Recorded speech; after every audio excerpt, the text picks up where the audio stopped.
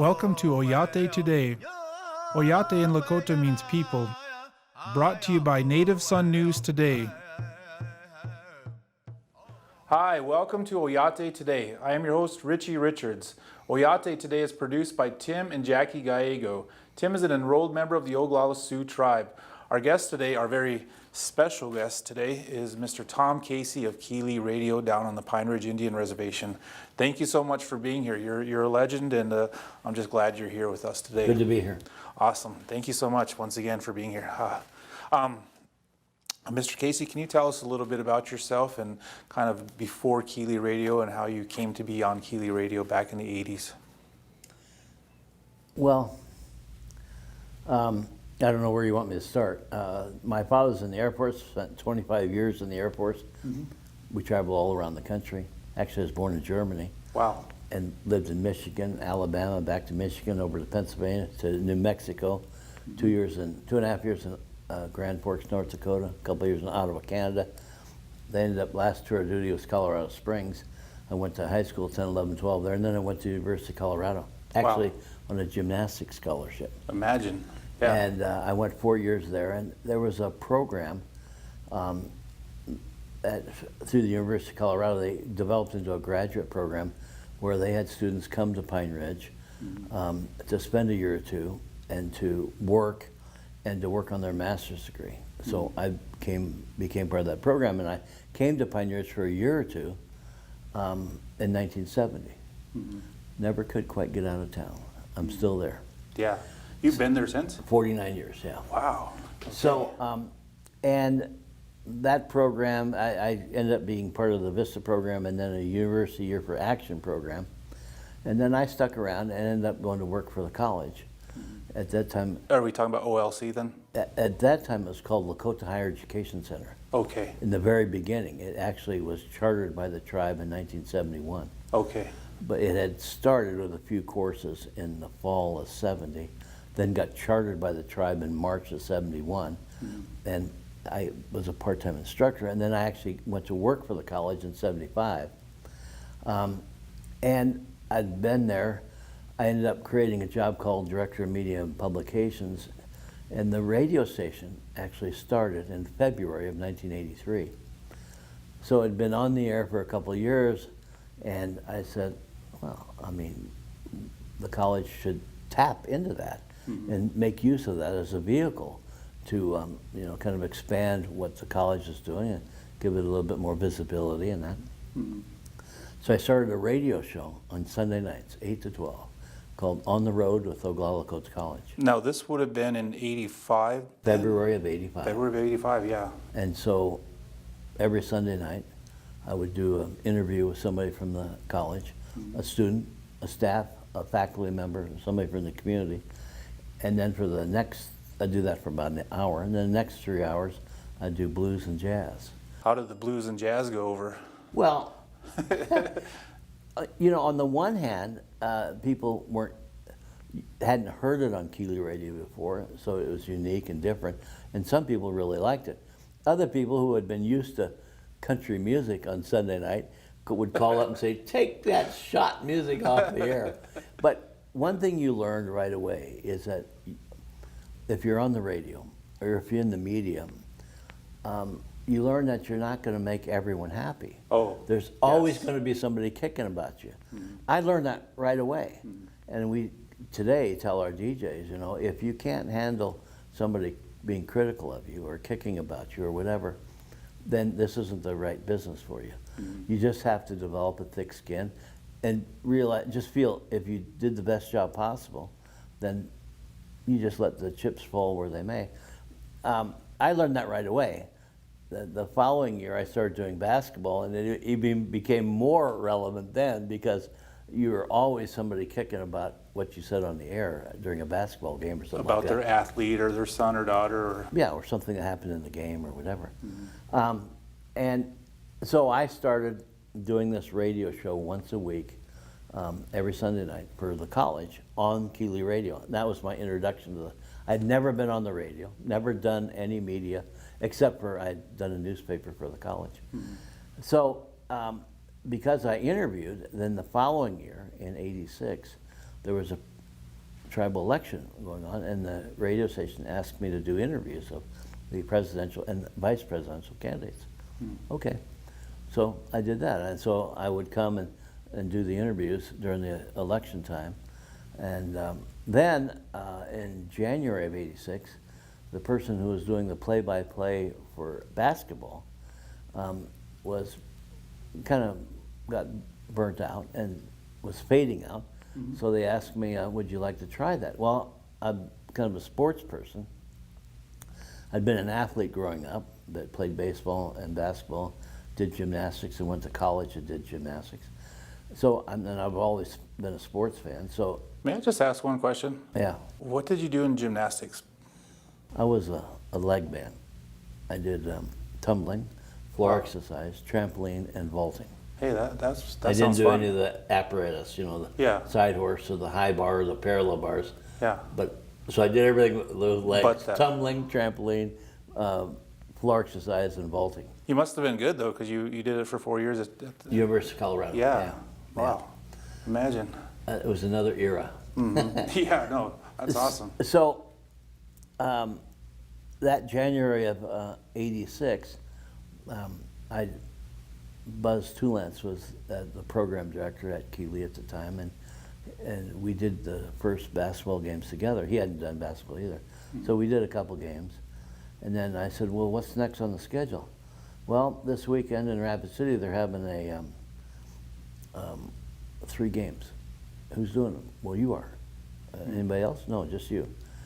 So that was kind of my baptism under fire. Yeah. And I've been doing sports broadcasting ever since. You do an awesome job, by the way. You really do. I've listened to many games. I enjoy doing it, and the thing that, I mean, number one, I'm a sports fan, so I really enjoy doing that. But two, you realize that you are sharing. Not everybody can get out and about and go around and see the games. Some teams travel all around. So we've gone. I mean, we went to Billings, Montana. Lame Deer. We went to Sioux Falls and Lenox, and went to Pierre and North Aberdeen. And sometimes people can't get there, so they really appreciate the fact that you're there and covering the game. And you don't always realize who's listening. One time somebody told me, our grandpa, Hobart Pooyer was his name, and he lives at Sharp's Corner. And they said, when you do a game, doesn't matter what team, I mean, he just likes to hear the game. He'll sit in the kitchen at the kitchen table, and the radio will be right there, and he's listening to the game. Okay. So about a week or two later, I'm in the middle of a game, and I'm saying, I really appreciate the opportunity to share this broadcast with all kinds of people. And Hobart Pooyer is sitting in his kitchen at the kitchen table right now. And I want to say a shout out to Hobart Pooyer and thank him for tuning in. And his family told me about fell off his chair. When he was listening. Yeah. I mean, and that's just, Yeah. that's what you're doing. You're sharing what's going on, and it's back to that thick skin. No matter who you're doing, somebody's going to be unhappy with what you're doing, or unhappy with what you said, or some comment you made. You just go out and try to do the best job you can. And you're doing a great job of it. You just try. One of the things about KILI Radio now that I've learned is that this is not a tribal organization then. KILI Radio is not run by the tribe then. This is an outside. When KILI came together in 1982 and 83, I mean, there was a real need for information. At that time, there wasn't a local newspaper that covered the reservation. There wasn't a radio station or TV. So there was a real lack of information. And they felt, people came together and said, well, let's do a radio station. And some people didn't understand that. In fact, the tribal president at the time said, radio station? Why don't you do something like a gas station? And no, I mean, so that was the deal but it was there are now today at least 30 tribal stations Across around the country. nation. Yeah. And by far the majority are tribal stations, in that the tribe holds the license.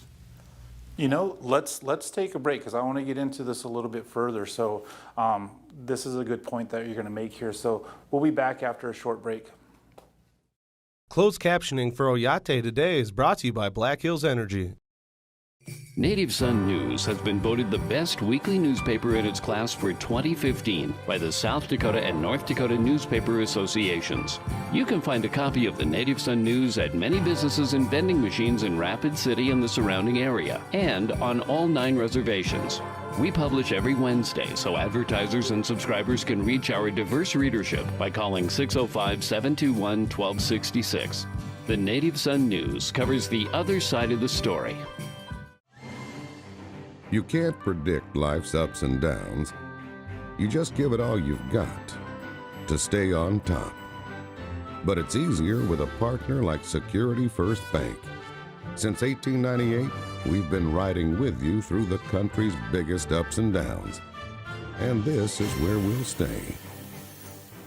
Security First Bank, a relationship you can count on. Member FDIC.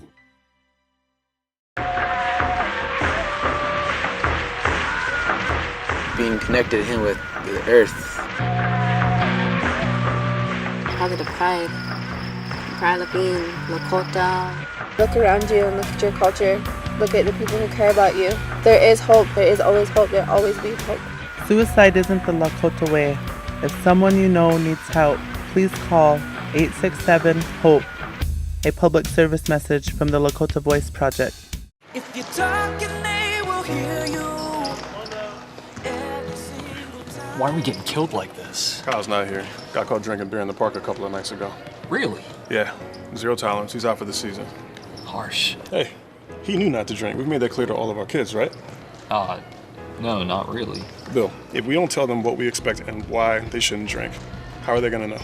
Talk. They hear you. You can do it if you try.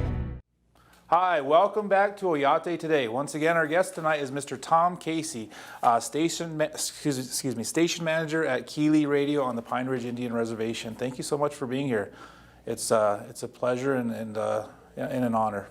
Back to that where we left off, you know, the tribal president at the time had said, radio station? Why don't you do something like a gas station? Partly because people just couldn't imagine having a radio station on Pine Ridge. And it wasn't easy. I mean, and part of it, the American Indian Movement was part of this. They said also one of their goals was to help with this radio station. So in the beginning days, weeks, and months, the American Indian Movement was involved in putting the station together. But more than anything else, it was a community effort. People came together, people from the community. You had to raise money. You had to go through the process of getting a license and hustling the money for equipment, finding a location. In the very beginning, the man, Edwin Filsapipe, who was head of the Oglala Sioux Lakota Housing, at that time it was the Housing Authority. He was the director of that, and he was really supportive, and he volunteered a house that was near Porcupine Butte. They had, people had decided that Porcupine Butte being the highest point on the reservation, to put the tower on Porcupine Butte. And this house was the closest house to it. And so he said, we're gonna give you this house to use. And that was in late 1981 or early 1982. A presidential campaign, Edwin Filsapipe ran for president. In the middle of the presidential campaign, he passed away of a heart attack. He was a great man. He was a Marine Corps veteran, really well-spoken, spoke English and Lakota, and I think he would have been a great president. But so after he passed away, that offer of that house went away. So in the summer of '82, volunteers came together.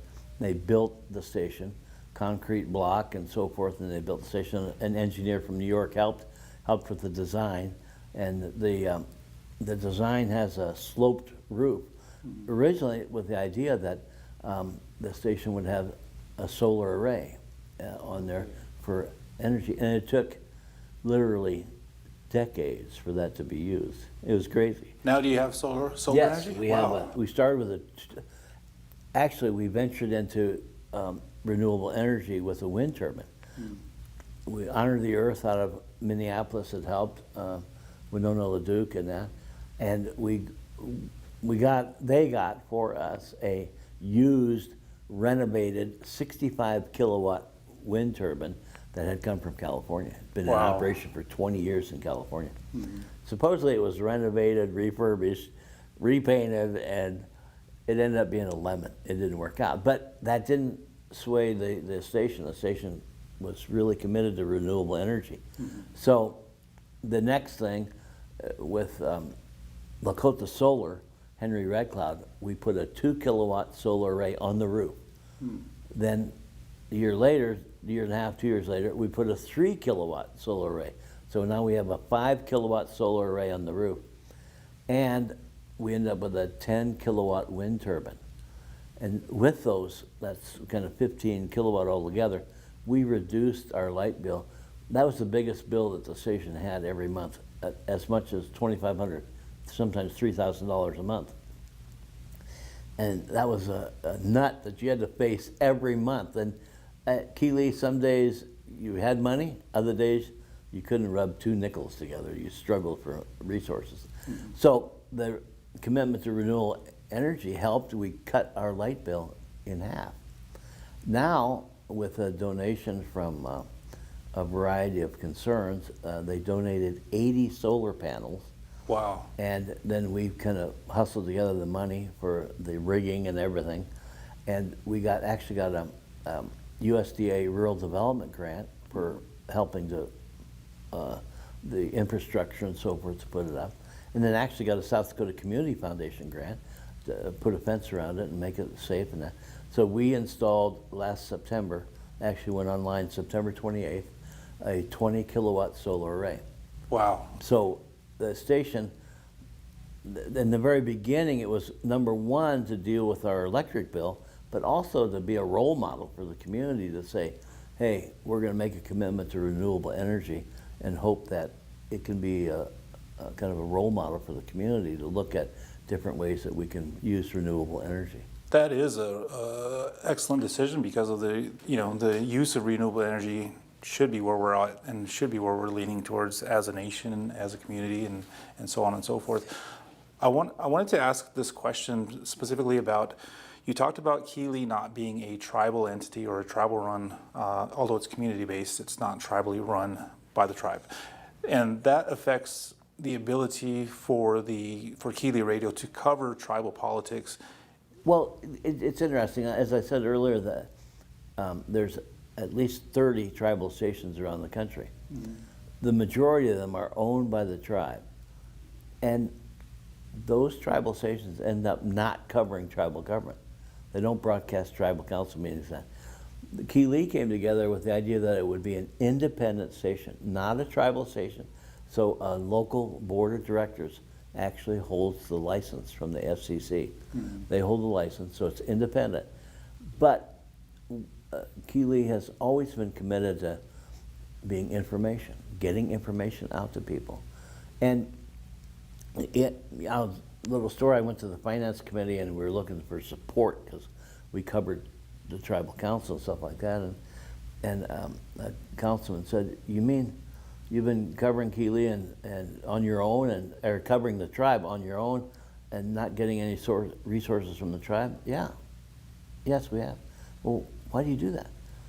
And I told the councilman, he was from Medicine Root District, I said, look, the Oglala Sioux Tribal Council, it is the legislative body of the Oglala Sioux Tribe, the Oglala Lakota Nation, the leadership. And we've always been committed to the idea that information about how the leadership discusses issues, how they debate the issues, and what decisions they make about the issues that have impact on the membership of the Oglala Lakota Nation is really important for people to hear that. Mm-hmm. And so we've made a commitment, whether you help us to do that or not, we're going to be there. If you have council meeting that's open to the public, we will be there to broadcast it live so people from one end of the reservation can hear how decisions are made that have an impact on them.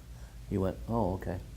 So today we are at every tribal council meeting, and now we don't have to do it on our own. The tribe actually helps us provide the resources to make sure that we're there. To get there at all the meetings. Yes. That's good. Mr. Casey, we're going to take a break.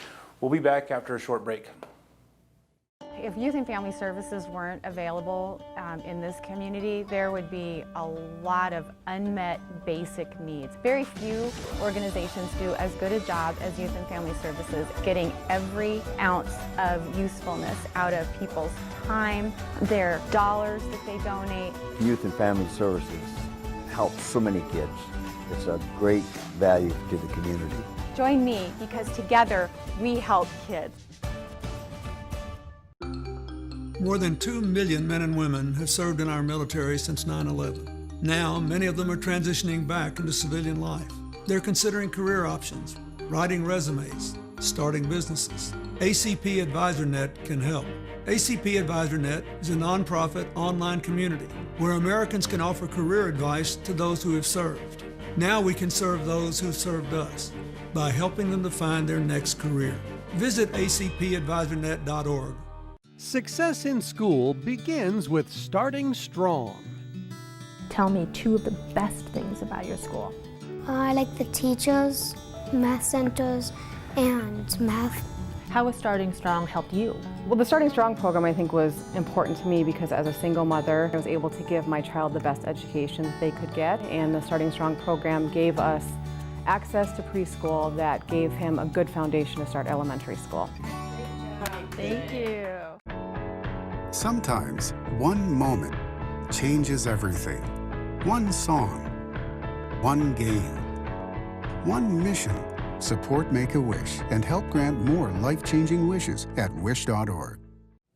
Hi, welcome back to Oyate Today. Once again, our guest tonight is a Pine Ridge legend in Mr. Tom Casey from KILI Radio. Thank you so much for coming on and sharing stories of KILI Radio over the years.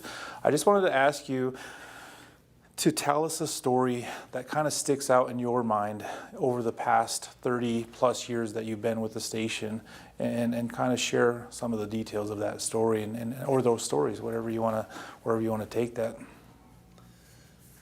You know, more than anything else, KILI Radio is a community radio station. Mm-hmm. So that's what we try to do. We try and reflect the community and what's going on in the community, things that have an impact on the community. That's why if the tribal council is in session and it's public and that, we will be there to broadcast, to get that back to people. Sports is a big part of life, and that's why we've made a commitment to do a lot of live sports. We broadcast girls and boys basketball games throughout the winter, and we broadcast a variety of events of the Oglala Nation that goes on. The Haisapa Wachipi, the Black Hills Powwow that happens up here in Rapid City, we're there. We broadcast that live Friday, Saturday, and Sunday. There was a famous powwow in Connecticut, Schmitzen, and we went there and broadcast there. Wow. There's a powwow at Shakopee, and we've been there. They actually had us go over there for several years and broadcast live from their powwow. You kind of helped promote their event and activity, and we'd interview people, and they had great drums, and that was great. So, I mean, we've been able to go different places and share what's going on. There was a U.S. Civil Rights Committee meeting here in Rapid City. KILI Radio was there to broadcast that back to people.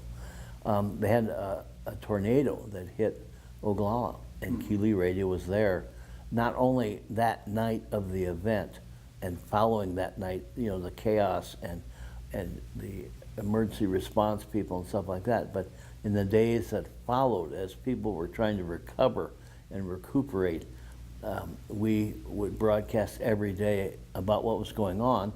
We also went to Oglala. They had set up a tent. Governor Bill Janko, who was not always a friend to Indian country. Sure. He came to Oglala to be part of that, and we had a chance, we visited with him live on KILI Radio. But that's what we are. You know, different people. You know, Willie Nelson drove into KILI's driveway one day in his RV, came in the station, and we had a chance to visit with him.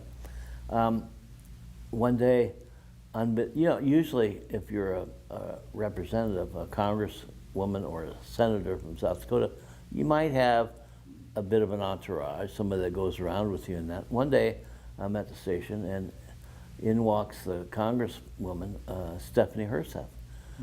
No, but she's just by herself. Came walking in, wanted to stop by the station. I said, well, do you have a little time? Could we go in the studio here and do an interview? It was neat. It was really nice. I mean, she was very personable. She gave up her time.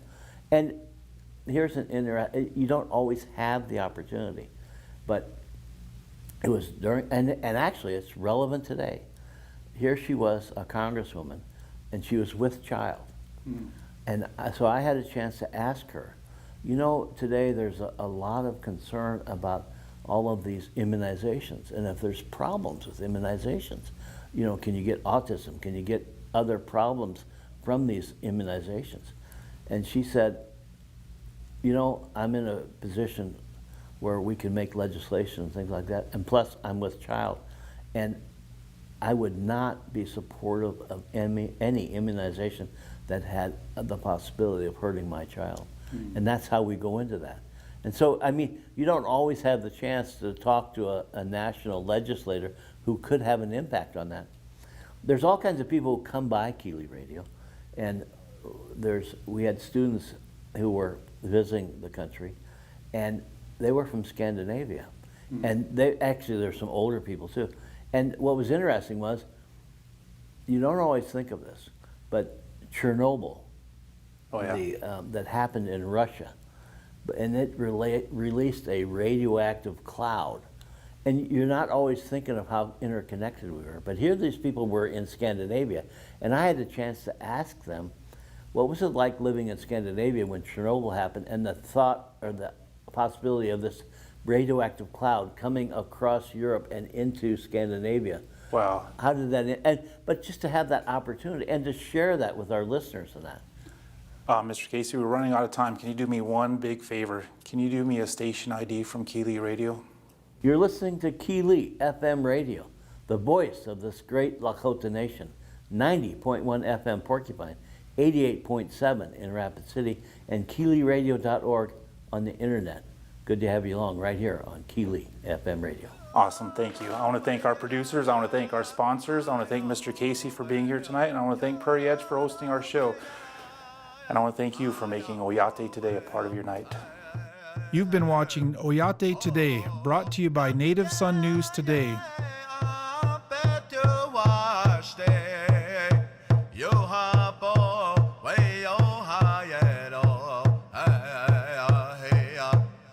Yeah.